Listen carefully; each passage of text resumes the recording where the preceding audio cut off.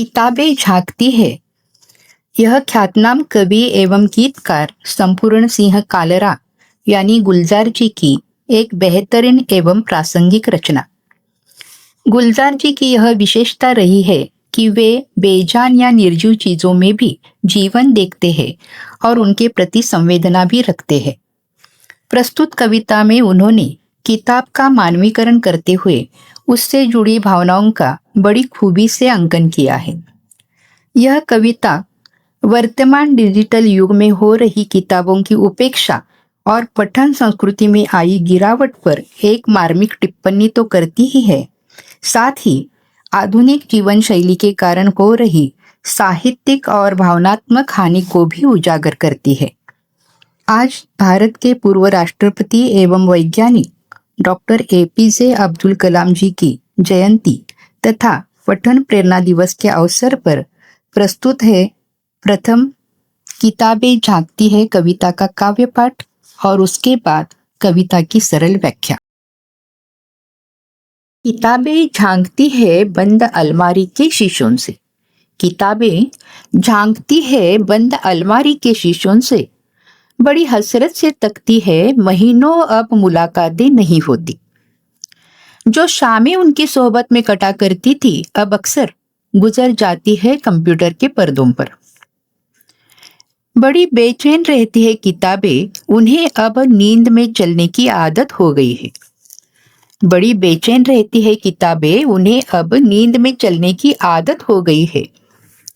जो कदरें वो सुनाती थी कि जिनके शैल कभी मरते नहीं थे, जो रिश्ते वो सुनाती थी वो सारे उधड़े उधड़े है। कोई सफा पलटता हूं तो एक सिसकी निकलती है, कई लफ्जों के मानी गिर पड़े हैं।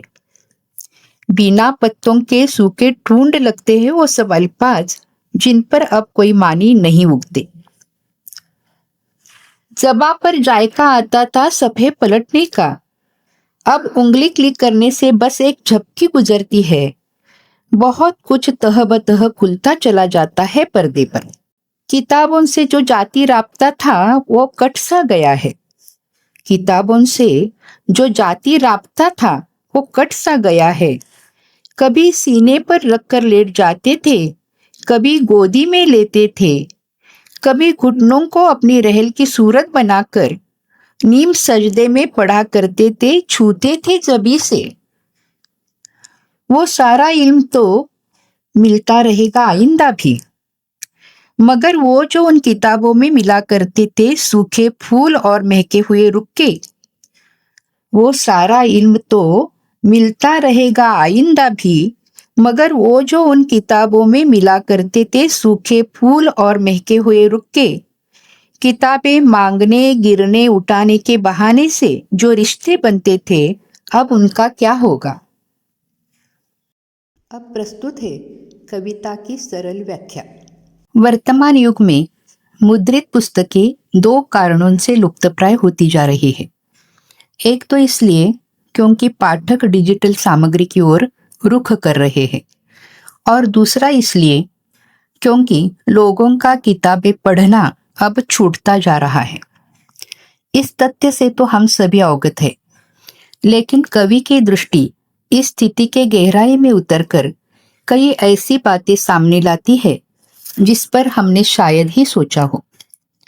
कविता के आरंभ में ही गुलजार जी अपने प्रति पाठकों के उपेक्षापूर्ण रवैये से व्यथित किताबों की भावना को व्यक्त करते हुए कहते हैं, किताबें अलमारी के शीशों के दरवाजे से बाहर इस आकांक्षा से झांकती है कि कोई उन्हें वहां से उठाए और पढ़ना शुरू कर दे।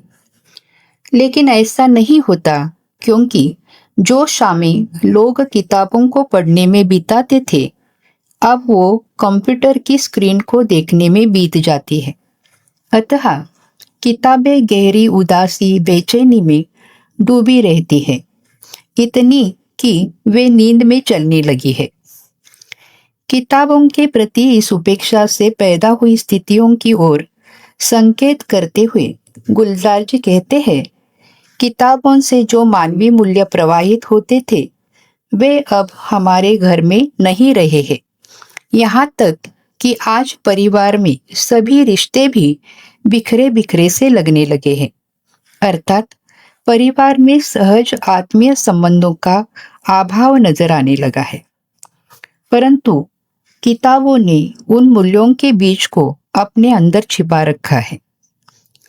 आगे गुलजार जी किताबों के साथ अपने भावनात्मक संबंध को व्यक्त करते हुए लिखते हैं, अब मैं किसी किताब का पन्ना पलटता हूँ तो एक सिसकी सी सुनाई देती है, क्योंकि किताबों के पन्ने तो शब्दों से भरे पड़े हैं, लेकिन शब्द अब अर्थहीन हो गए हैं। बिना अर्थ के वे शब्द सूख कर ठूंठ हुए पेड़ की तरह लगते हैं। पहले किताबें पढ़ते समय उसके पन्नों को पलटते हुए उंगली को जीभ पर रखने से एक स्वाद सा आता था। अब उंगली क्लिक करने से बस एक झपकी के साथ ही कंप्यूटर के पर्दे पर बहुत कुछ परत दर परत खुलता जाता है। अर्थात पन्नों को पढ़ते हुए जो अनुभूति महसूस होती थी वह कंप्यूटर पर पढ़ने से नहीं आती। आगे गुलजार जी बताते हैं कि किताबों से हमारा जो निजी जुड़ाव था वह भी अब टूट सा गया है।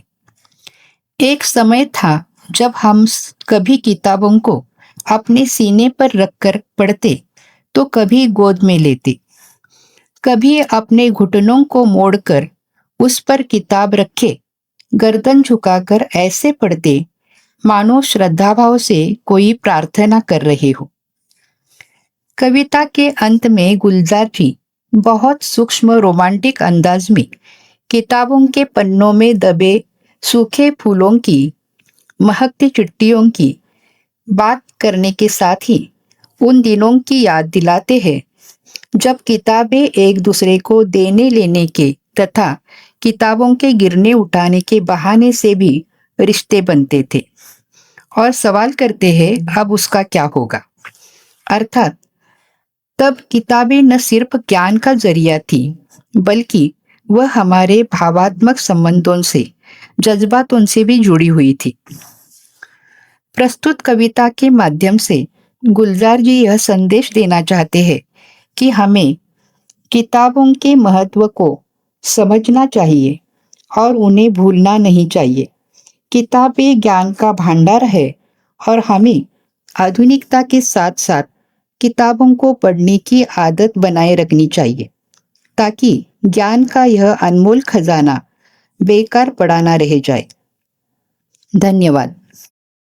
विशेष सूचना, कविता में प्रयुक्त कठिन शब्दों के अर्थ डिस्क्रिप्शन में दिए हैं।